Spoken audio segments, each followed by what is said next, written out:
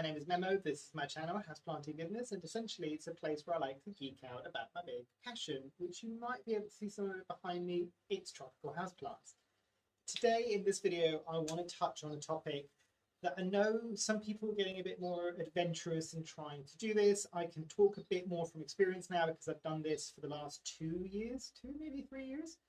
And I want to talk about basically holidaying your houseplants outside. And I know it's not necessarily something that's inconceivable for a lot of people, but at the same time, I'm also talking to a lot of people that struggle with the concept of trying to get their houseplants outside, especially in the summer months. And it's obviously in the southern hemisphere now, we're coming into the summer months, we're kind of the tail end of spring. But yeah, I mean, most of these plants normally would be growing outside, granted in a jungle environment rather than where you might be, but they are growing outside. And I know this could be a slightly stressful period for people if they're doing it for the first time. I mean, I know people that have done it for a year and by the second year they're still stressed about it. So I just wanted to relieve you all of the worry and panics and tell you what has worked for me and maybe give you some tips and tricks that I've learned along the way.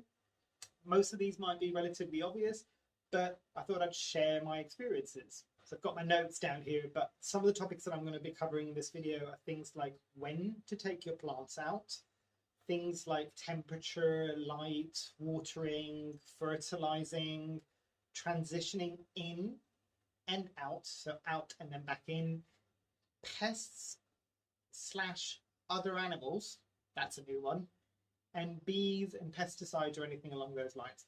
So let's dive into the first topic that I want to talk about, which is when to take your plants out.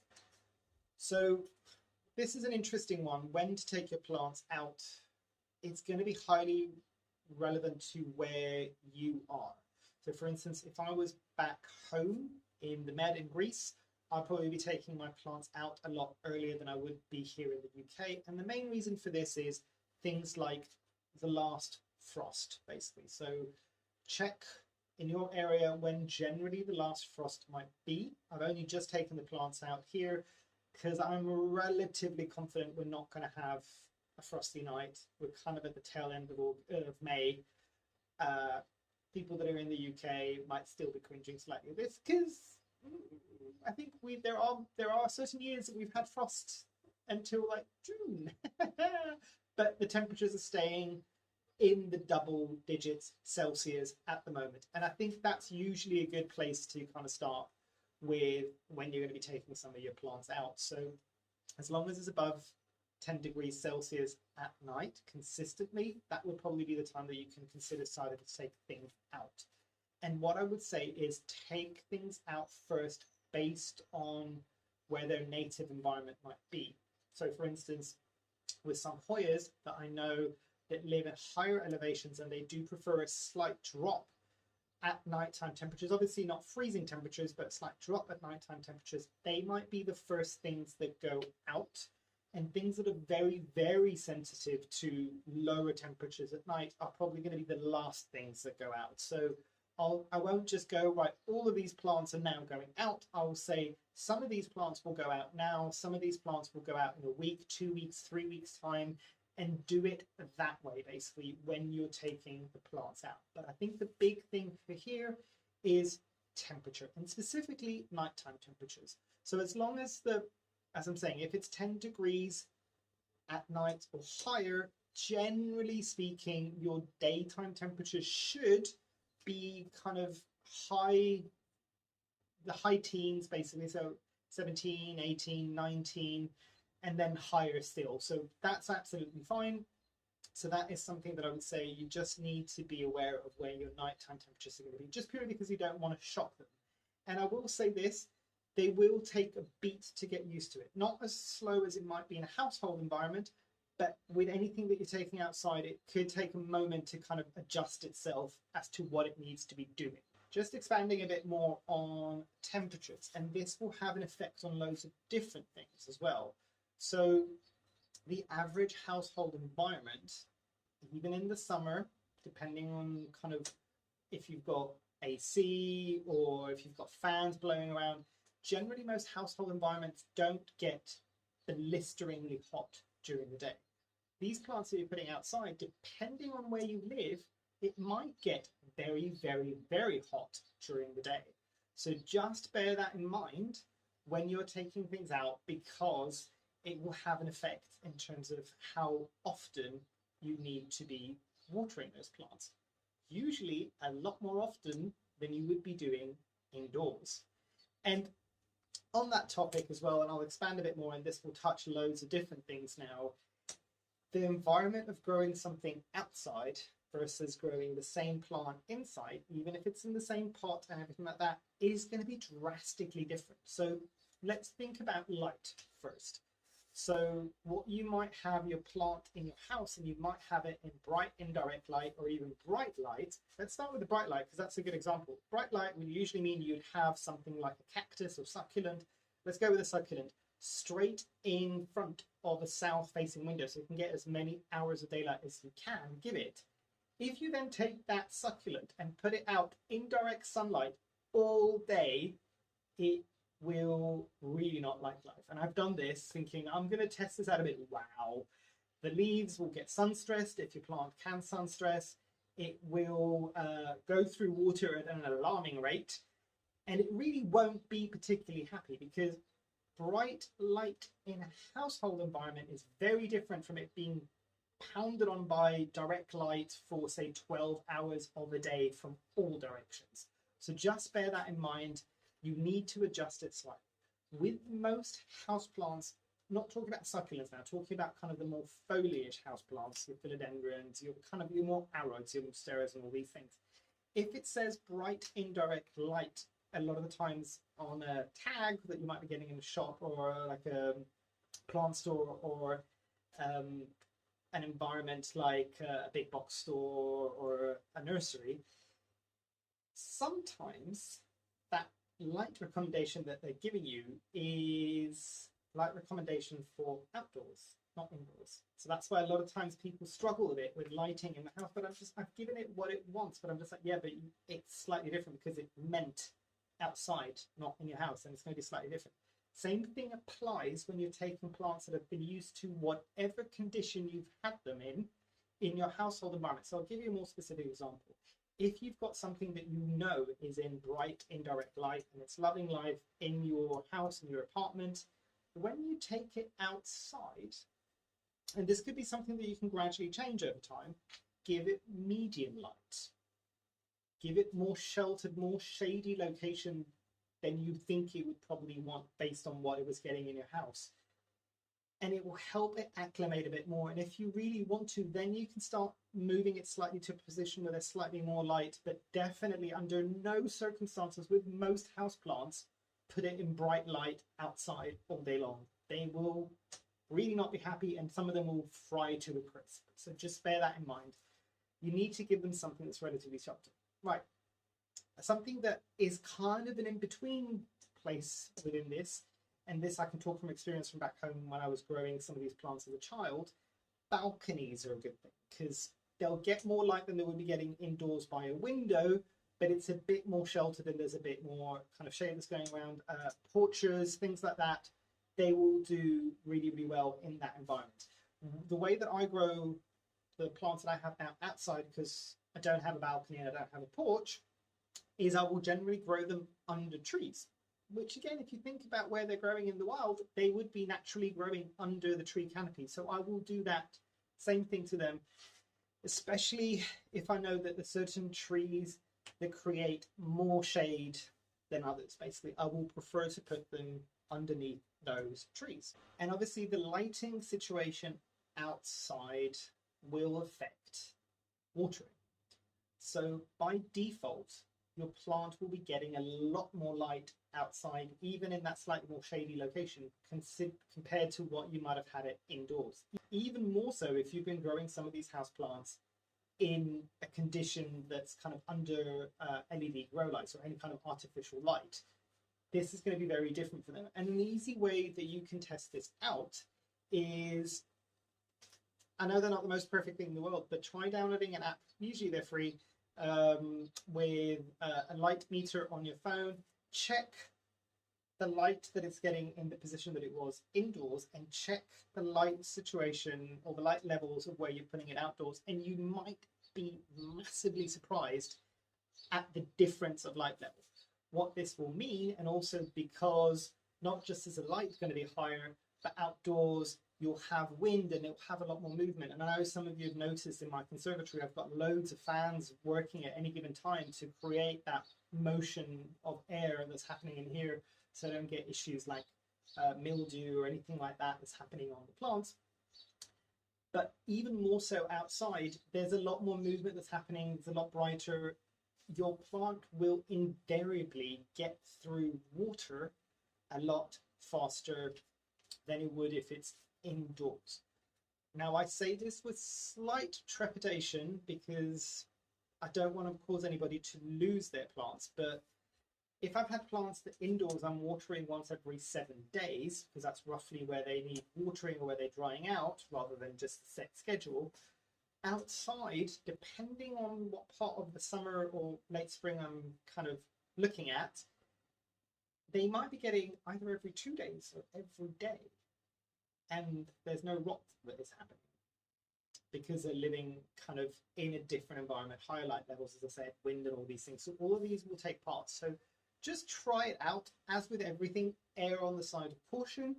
Maybe don't try overwatering straight away, but try, it's every 7 days, try watering it every 5 days or every 6 days. And if you're seeing that it's really like going through water a lot faster, start making that time between watering shorter, and you will eventually get to a point where you kind of know. I'm a lot more confident now taking my plants out because I've had 2 years under my belt with all these different plants that are used to going outside now, that I kind of roughly know, okay, that plant needs to get watered every day, that plant needs to get watered every 2 days.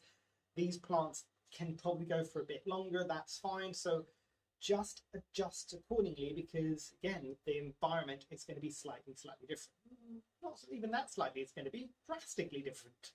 Fertilizing is another one that I want to touch on this. I generally don't tend to fertilize any more often or less frequently than I would do indoors, and my plants are okay. The one thing I will say that most people maybe aren't aware of, I kind of visited a few people that are some of the biggest private sellers in the UK for some of the rarer plants, and a lot of them are growing propagates outside in the summer.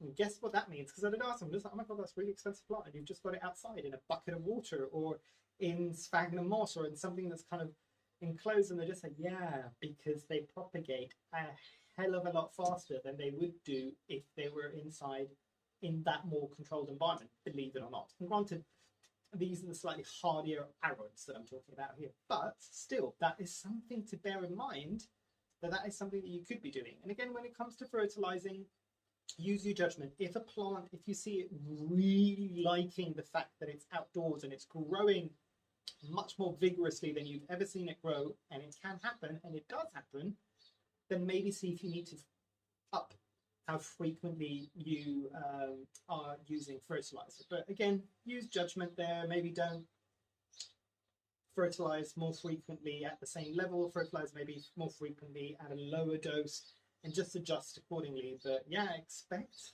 potentially some really interesting growth changes on your plant by being outside. And briefly on that as well, there's certain plants that do really well, and you'll get differences in growth patterns. I can think of specifically my Hoya linearis that can be quite long in that kind of cascading effect, and obviously it can have some relatively long internodal spaces, so the space between the leaves and the nodes. In the summer, when I take it out and bring it back in the winter, that growth isn't much longer. There's a bit of length that it's added, but it's much more compact, so you get so many more leaves closer together, and that internodal space is a lot closer because it's not having to elongate to reach for that light, because it's a lot more abundant when it's outside than if it had ever been indoors.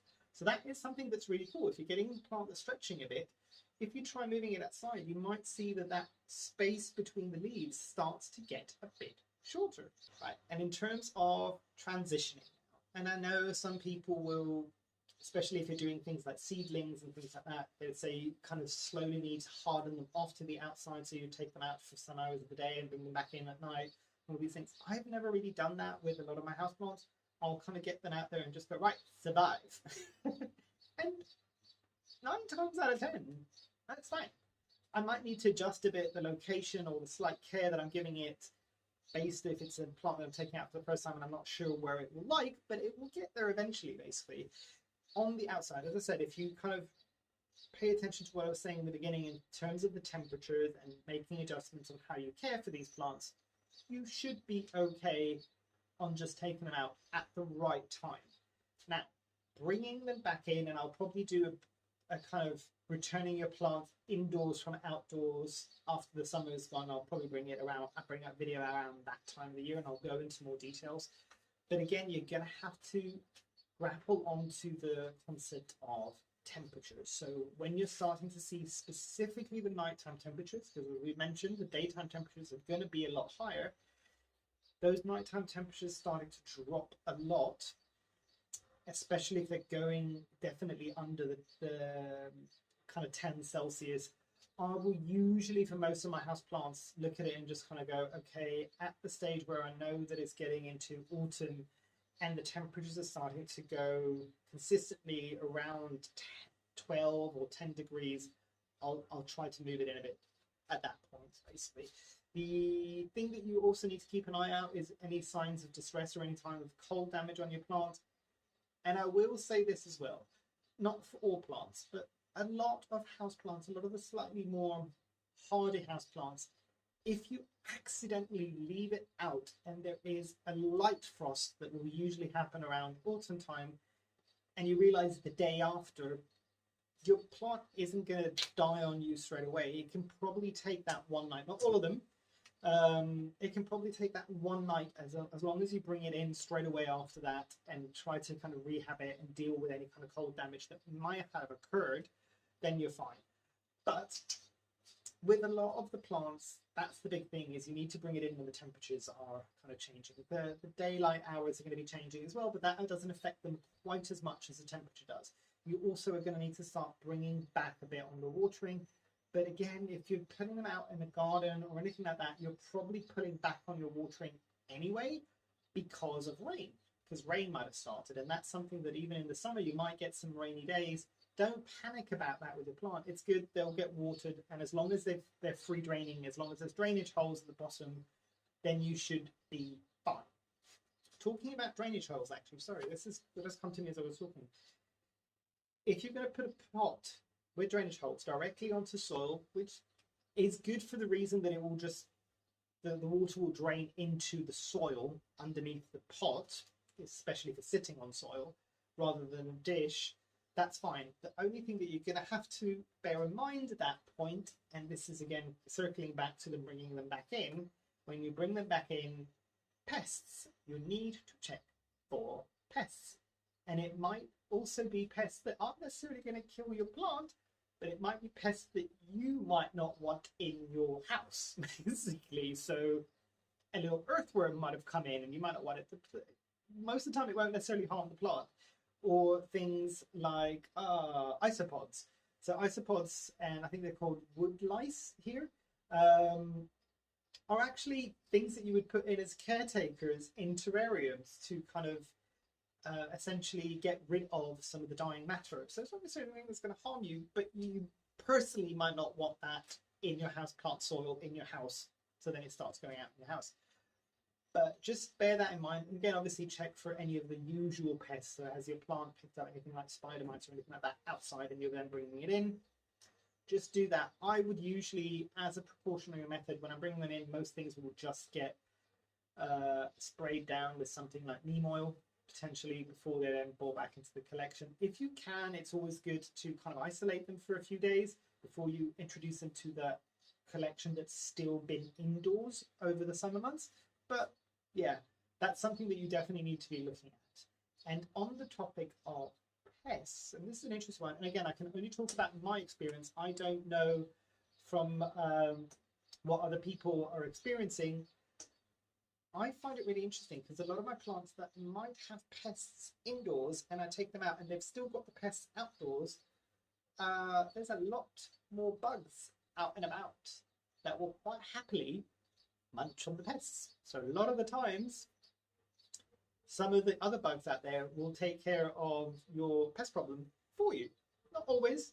And obviously there's things that there's a higher risk if you're taking something outside, at least in my experience, to get things like aphids outside than you would do inside. I know you can get aphids indoors as well, but it's a lot higher, I find, outside. So just keep an eye out for that as well. But yeah, a lot of the times, other bugs will take care of your pets for you, which for me, bonus. Now wrapping up again on that kind of topic of pests and pesticides specifically, be very, very careful with what you are using if you're going to be treating for pests outdoors than you would be indoors. And I'm talking about things like systemic kind of pest control, which you might be treating for thrips inside. And even things like neem oil, I'm very, very careful and I try not to use it outdoors because some of these things might cause problem to other bugs like bees and things like that. And you don't really want to be contributing to the death of other bugs that are not the pests. A lot of the times, if you've taken a plant outside and you see a sign of pests, and this is something you can do generally indoors as well, they usually take them to the shower and just give them a good like shower down to kind of knock some of those pests off the leaves and all the nooks and crannies. Just do that. If you're really, really worried and you're seeing some pests on your plants outside, do that as your first point of call. And just as I was saying before, like kind of use the spray nozzle on your garden hose and spray down and make sure that you're getting all those nooks and crannies, and it will knock off most of those pests. And that should be enough, and it also won't harm any of the other wildlife that's around. But on the topic of pests, and I did mention this at the very beginning, watch out for something that you've probably never thought you're going to have to watch out for, especially if it's in the garden rather than a balcony or even a porch potentially. Animals. Like, are those plants in closer reach to some of your pets? Bear that in mind and adjust accordingly. Kind of see if you can get things off the reach of certain like pets. But at the same time, and I'm trying to think, a few years back, I had a friend who was in the States, and I can't remember what state they were in, but deer decimated half of their like houseplant collection that was outside. So things like that that you don't have to worry about indoors. And I'm not saying this to stress you out. The whole point of this video is to encourage more people to holiday their houseplants outside for the summer. And you'll see the benefits when you bring them back in. Much more vigorous growth than you would have normally got even indoors in the summer. So just bear that in mind. So if there's going to be anything else that's going to be nibbling on plants, do you have like rabbits around or anything like that that might be chewing on some of these leaves, like things that you weren't necessarily prepared for or ever dealt with indoors are going to be things that you're going to have to consider outdoors. But it's the same thing that you would do for other plants. So if you know that you've got rabbits that come and decimate your vegetable patch, what do you do to keep that out? Do the same thing for houseplants, basically, and you should be okay. Slugs is another one that you need to bear in mind. But I'm actually saying that, though, with most of my houseplants, I've really not had an issue when they're outdoors with slugs, but it would be maybe an issue to consider, basically. So just a few things to bear in mind. Slugs could be another thing that you're bringing indoors if you're bringing the plants back in, so definitely make sure that you're checking the soil. If you're bringing things back in, take the whole root ball out of the pot, hopefully with the soil attached, and just give it a quick inspection. I don't need you to repot at that point. Put it back into the pot, but check, essentially. Yeah, that was everything I wanted to say about this. It's not a video that I've had an awful lot of bringing up a plant and showing you, but hopefully what I will have done, future me in editing, would have put some pictures around here of some of my houseplants, both this year, last year, and if I've got any pictures from the year before, of them being outside and living their best life and actually exhibiting some of these aspects that I was talking about just now. But yeah, hopefully you enjoyed. Hopefully I shall see you here soon, and I truly, truly hope that you have a great rest of your day. Thanks. Bye.